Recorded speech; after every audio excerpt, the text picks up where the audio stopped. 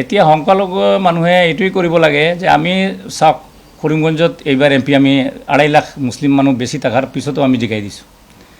এতিয়া আমাৰ যথেষ্ট ডেভেলপমেণ্ট হৈছে।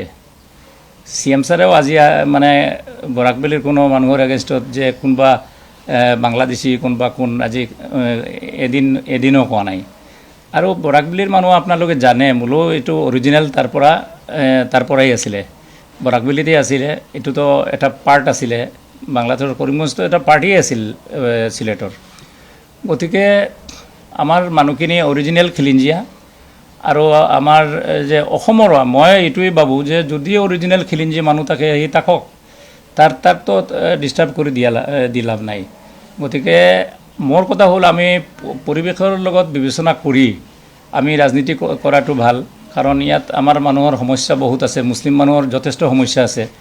এই সমস্যাখিনি কংগ্ৰেছে সলভ কৰিব নোৱাৰে, এইখিনি সলভ কৰিবলৈ BJP লাগিব, চৰকাৰে লাগিব। গতিকে আমি সেই হিচাপত আমি ৰাজনীতি কৰাটো ভাল।